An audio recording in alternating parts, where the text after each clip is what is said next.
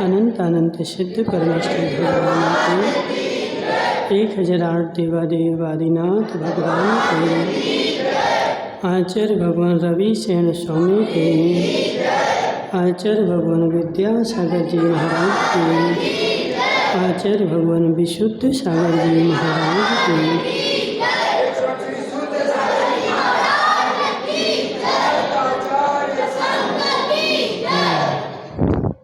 यहाँ पर पद्म पुराण चल रहा था, ठीक है। और इस पद्म पुराण में अपन क्या देख रहे थे, राजा मधु का वर्णन चल रहा था। तुम लोगों ने नाम सुना होगा कभी, है? हाँ, ठीक है। अभी वैराग नहीं हो रहा है, इसकी आवाज़ थोड़ी सी, अभी वैराग नहीं हो रहा है, अभी शादी हो रही है। किसके साथ? रावण की पुत्री के साथ, ठीक है। मधु जो था वह रावण का जमाई था, ठीक है। और उस मधु के पास एक त्रिशूल रत्न था। उस त्रिशूल रत्न का ऐसा चमत्कार था कि उसके सामने कोई भी आ जाए बचेगा नहीं, खाली नहीं जाता। उसका वार जो है वह त्रिशूल रत्न उसको किसने दिया था? तो धर्मेंद्र ने दिया था, ठीक है। क्यों दिया था? तो उसकी चर्चा यहाँ पे चल रही थी कि दो मित्र थे, एक का नाम था सुमित्र और एक का नाम था प्रभाव। और दोनों की इतनी घनिष्ठ मित्रता थी कि वह हर काम के लिए साथ में रहते थे, कभी भी एक दूसरे का साथ नहीं छोड़ते थे। और इतनी घनिष्ठ मित्रता कि उसने एक दूसरे के लिए जो मांगो। मोहित भाई, है तुम्हारा कोई मित्र? कौन है? इतनी घनिष्ठ मित्रता। देखो, मित्र हो तो सुमित्र जैसा, वरना ना हो, ठीक है। इतनी घनिष्ठ मित्रता, इतनी घनिष्ठ मित्रता कि संसार में कभी किसी के साथ हो नहीं सकती। और वह दोनों के दोनों घनिष्ठ मित्र थे। और घनिष्ठ मित्र होकर के उन्होंने दोनों ने जाकर के दीक्षा धारण कर ली, ठीक है। एक ने, यहाँ पे चर्चा चल रही, यहाँ से देखते हैं, ठीक है। तो सुमित्र जो प्रभाव जो था वह आत्महत्या करने के लिए जागृत हो गया था। क्यों हो गया था? क्योंकि उसने सुमित्र की स्त्री के साथ दुर्व्यवहार करने का विचार कर लिया। उसको पता नहीं था कि ये हमारे मित्र की पत्नी है, और उसको ऐसे विचार आ गए। और जब उसको पता चला कि ये हमारे मित्र की पत्नी है, तो उसने सोचा कि अब इस अपराध का प्रायश्चित एक ही है, और वो है कि मैं अपनी आत्महत्या कर लूँ। और उसने अपनी तलवार म्यान से निकाली और ऐसी गर्दन पे मारने ही वाला था कि सुमित्र ने उसको बीच में पकड़ लिया। और वह उसको समझा रहा है। सुमित्र ने शीघ्रता से मित्र का आलिंगन कर कहा कि तुम तो पंडित हो, और आत्मघात से जो दोष होता है उसे क्या नहीं जानते? बोलो, पंडित हो कि नहीं?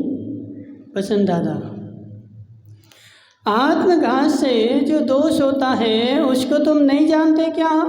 जो मनुष्य अपने शरीर का विधि से घात करते हैं वे चिरकाल तक कच्चे गर्भ में दुख प्राप्त करते हैं, अर्थात असमय में ही मरते हैं।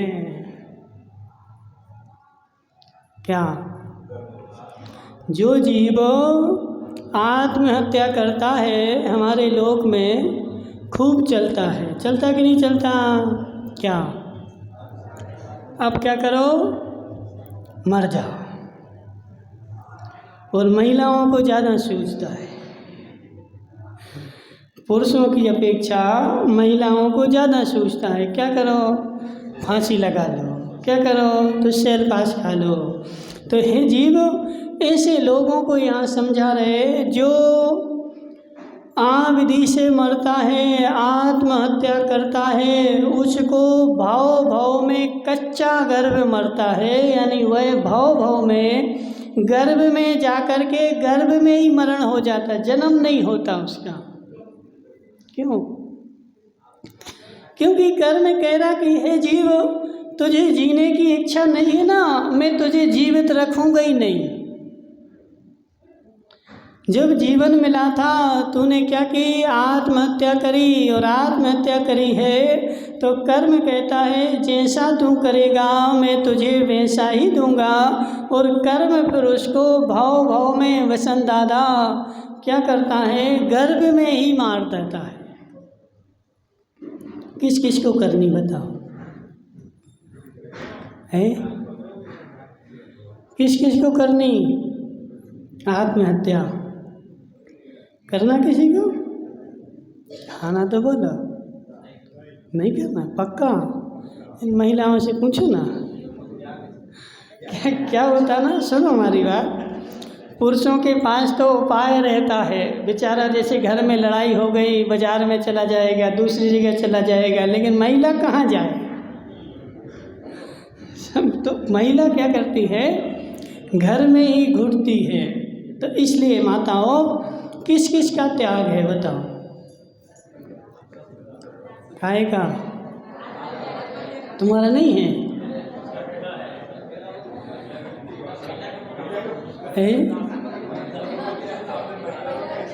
जिस जिसका नहीं है वो हाथ खड़ा कर लो। आत्महत्या नहीं करने का जिसका नियम नहीं है, ऐसा है कोई? है? तुम्हारा नहीं है? नहीं नहीं, मना नहीं कर रहा है, करो तुम तो खूब करो। तो इतना नियम ले लो। आज देखिए 10 लक्षण का दूसरा पर्व है जिसका नियम नहीं है। इतना सा नियम, कितना सा? आत्महत्या नहीं करेंगे। कैसी जीवन में परिस्थिति आ जाए, कैसी अवस्था, क्योंकि आत्महत्या करने से भाव भाव में आत्महत्या होती है, भाव भाव में तुम्हें जन्म नहीं मिलेगा। परिस्थिति आती है उससे निपटना पड़ता, आत्महत्या उपाय नहीं है। चौखलिया अम्मा, समझ में आ रहा है? आत्महत्या करना आशी से करोगे? त्याग है, करो त्याग, फटाफट करो ना। तो जिसका भी आत्महत्या करने का त्याग नहीं है वो आत्महत्या करना नहीं, करने का त्याग कर दो। तुम बच्चों का तो नहीं है? त्याग नहीं है ना? पक्का? तो आत्महत्या करने वाले को भाव भाव में कच्चे गर्भ में मरना पड़ता है। और समझो बात को कि आत्महत्या हमने कर दी, क्यों कर ली? क्योंकि हम समस्या से घबरा गए, और समस्या से घबरा गए तो कर्म छूट गया हमारा। छूट गया कि नहीं? अगले जन्म में जब जाओगे तो फिर से तुम्हें वहाँ पे वही समस्या वही की वही फिर से मिलेगी, क्योंकि कर्म हमारा नष्ट नहीं हुआ है। तो यहाँ पे चर्चा चल रही कि प्रभाव जो था वो आत्महत्या करने के लिए संलग्न हुआ, और सुमित्र ने उसको पकड़ लिया और चिरकाल तक उसे मनोहारी वचनों से समझाया। आचार्य कहते हैं कि परस्पर के गुणों से संबंध रखने वाली उन दोनों मित्रों की प्रीति इस तरह अंत में प्राप्त होगी, इसे जान पड़ता है। यह संसार असार है। और दोनों की दोनों में से एक जो था प्रभव, उसने क्या किया? दीक्षा धारण कर ली। संसार कैसा है? असार है। और जाकर के दीक्षा धारण कर ली, और दीक्षा धारण करके वह जो है अनेक योनियों में भटकता और फिर जाकर के उसने यहाँ पर क्या किया? फिर से मुनि बना अन्य जन्मों की बात। अब यहाँ पे समझना कि आज की दोस्ती कितने जन्मों तक चलेगी। जब दुश्मनी साथ साथ चल सकती तो दोस्ती नहीं चलेगी क्या? पारसनाथ और कमठ की दुश्मनी चली कि नहीं? संतोष भाई तलाटी कितने भाव तक है? 10 भाव तक कंटिन्यू चली। तो ऐसे इनकी दोस्ती भी कंटिन्यू भाव तक चली। और एक भाव में जा कर के उसने क्या किया, दीक्षा धारण कर ली। किसने? प्रभाव ने। और दीक्षा धारण करी, लेकिन मिथ्यात्व के साथ करी। और मिथ्यात्व के साथ तप करने के साथ वह धर्मेंद्र बन गया।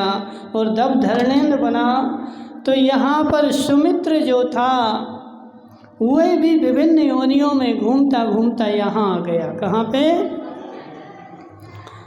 मधु के भाव में। ठीक है, क्योंकि इसका पुण्य था, इसलिए पुण्य होने के कारण वह सारी संपत्ति का भोग बना।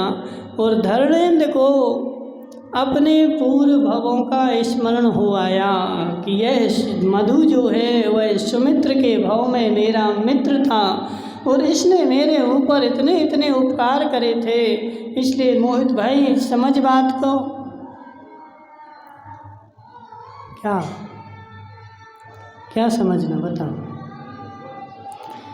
इस भाव में यदि मैंने किसी के ऊपर उपकार कर दिया है तो उसके फल की आकांक्षा मत रखो। इस भाव में नहीं मिला, लेकिन वह असंख्यात भाव बाद भी वह हमें फल मिलेगा। ठीक है ना? तो इस भाव में संतोष भाई उधार दे दिया। अब क्या करोगे? खा गया वो। नहीं देगा तो चलेगा? तो देख लो सब लोग बड़ौदिया वालों, संतोष बोल रहा हमारे यहाँ से उधार ले जाओ, चलेगा।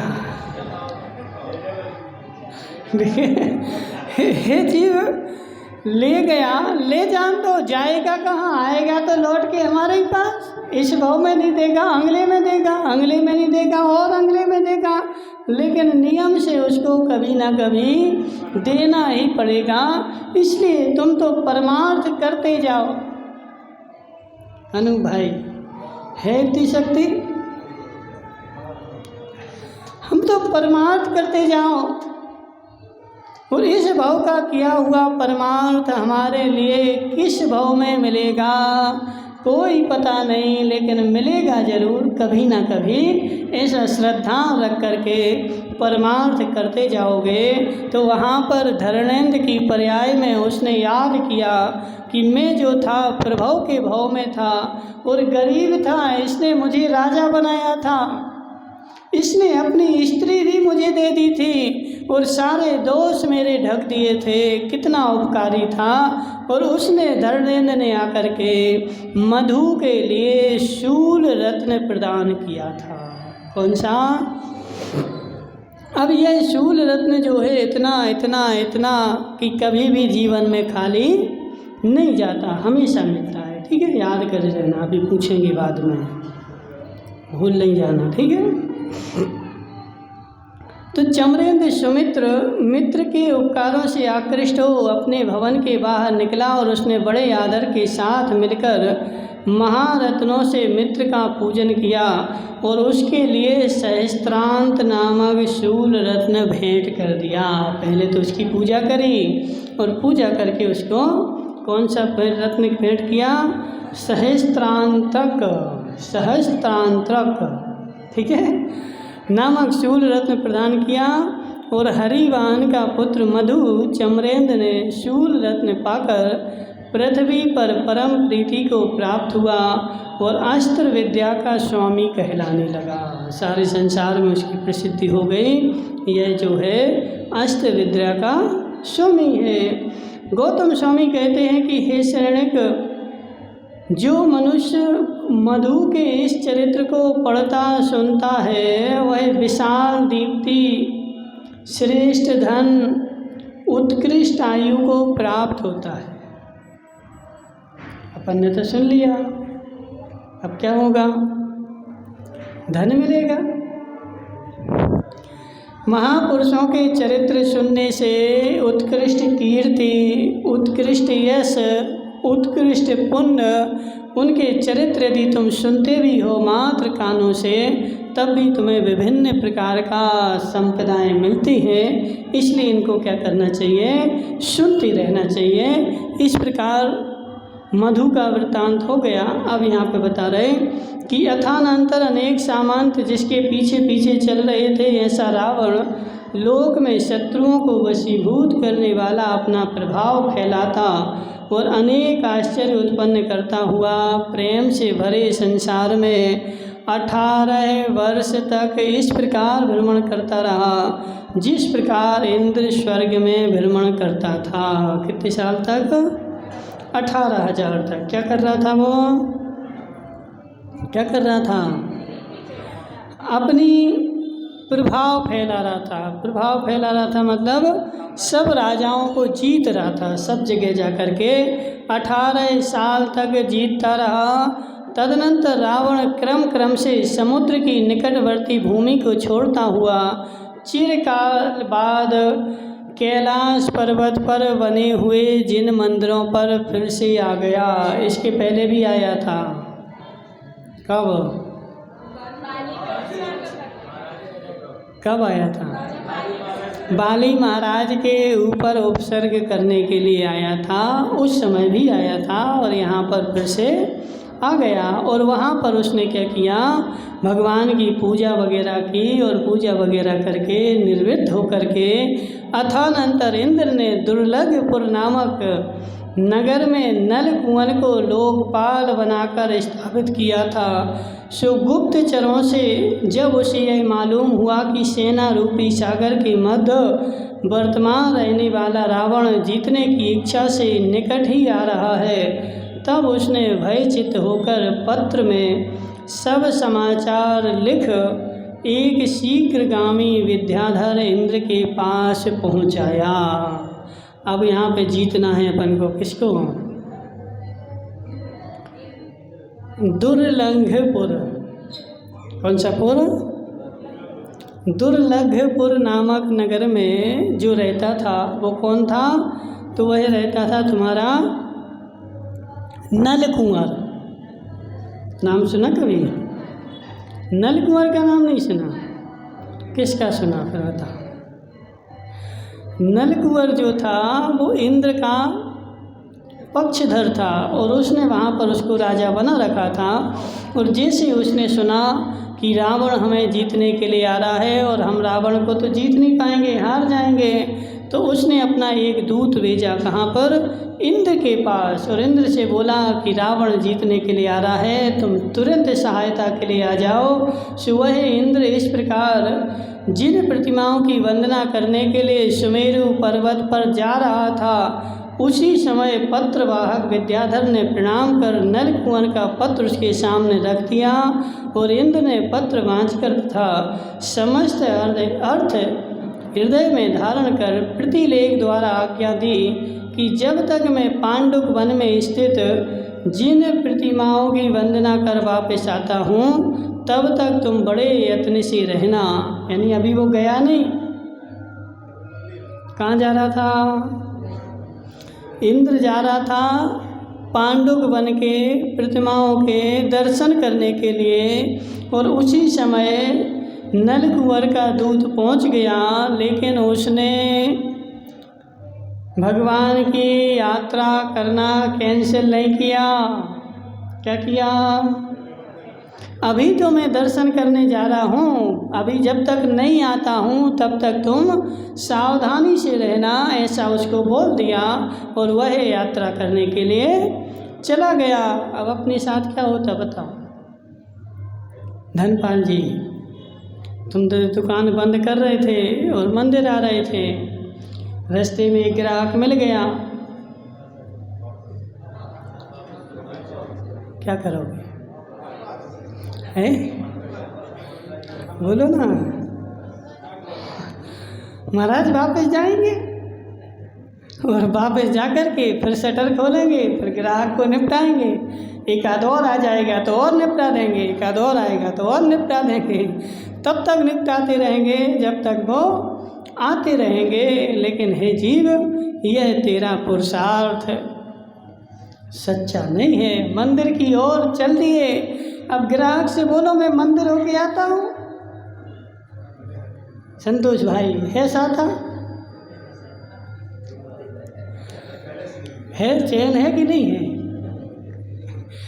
जी अब भी फोन आ जाए तो उठ के चले जाए, एक ग्राहक आ गया। तो ऐसा श्रद्धा पक्की होती है कि मैं जिन मंदिर की ओर चल दिया, अब श्राव ग्राहक आ जाए कोई भी हो, लेकिन अब हम लौट के नहीं जाएंगे। उसके पास इतना बड़ा पत्र आया लेकिन वह लौट करके नहीं गया, अपने दर्शनों के लिए गया और यहाँ पर नल कुंवर से बोल दिया कि तुम एक काम करना, तुम यहाँ पर शांति से रहना, जब तक मैं ना आ जाऊँ तब तक तुम रावण के ऊपर किसी प्रकार का अटैक नहीं करना, शांति से अपने महल में रहो सुरक्षा के साथ। तुम अमोघ शस्त्र के धारक हो, ऐसा संदेश देकर जिसका मन वंदना में आसक्त था, ऐसा इंद्र गर्ववश शत्रु की सेना को कुछ नहीं गिनता था। ऐसा दमदार हो, शत्रुओं की सेना को गिनता ही नहीं था। अपने यहाँ तो कोई आ जाए तो अपन दरवाज़ा लगा करके लेटरिन में घुस जाए, घुस जाते कि नहीं घुस जाते? देखो अपनी शक्ति कब तक बताओ अमृतलाल जी, कब तक? अपनी शक्ति कब तक? नहीं, जब तक सामने वाला बोल रहा है तब तक, सुन रहा है तब तक। जैसे ही वो तलवार लेके आ जाए क्या करोगे बताओ? महाराज दरवाजे बंद, दरवाजे के अंदर दरवाज़ा, दरवाजे के अंदर दरवाज़ा, और हम जहाँ कहाँ मिलेंगे तो हम तो लेटरिन में मिलेंगे। सत्य ही नहीं? तो ये जीव इतनी दम हो कि शत्रुओं की सेना को भी कुछ नहीं गिनता था। मेरे सामने इधर समयानुसार कार्य करने में तत्पर रहने वाले नल कुंवर ने समस्त आप्तजनों के साथ मिलकर बड़े यत्न से नगर की रक्षा का उपाय सोचा, और उसने 100 योजन ऊंचा और 300 योजन परिधि वाला वज्रशाल नामक एक कोट विद्या के प्रभाव से नगर के चारों ओर खड़ा कर दिया। उसके पास अमोघ विद्या थी, तो अमोघ विद्या से उसने इतना बड़ा कोट बना दिया, उस कोट में सारा नगर आ गया। अब इस कोट को कोई तोड़ नहीं सकता है, ठीक है ना? कोई भी आ जाए, चाहे रावण हो चाहे कोई भी हो, कोई भी इस कोट को नहीं तोड़ पा सकता है। लेकिन घटना क्या घटी कि यह नल कुंवर की जो देवी थी वह रावण के ऊपर पहले से ही आसक्त थी। अब उस कोट को तोड़ने के लिए रावण ने बहुत सारे प्रयास किए, इस कोट को तोड़ दूं, कोट को तोड़ दूं, लेकिन सारे प्रयास उसके विफल रहे। और नल कुंवर की देवी जो थी वह रावण के ऊपर पहले से आसक्त थी, और उसने जैसे ही सुना कि रावण हमारे नगर के पास में विराजमान है, उसने सोचा कि रावण के साथ मेरा समागम हो जाए, जैसे भी हो। उसने अपनी एक दूती रावण के पास भेजी, लेकिन रावण ने उसको क्या बोल दिया कल देखेंगे, ठीक है? ओम नमः सिद्धिभ्याम। समझ में आया?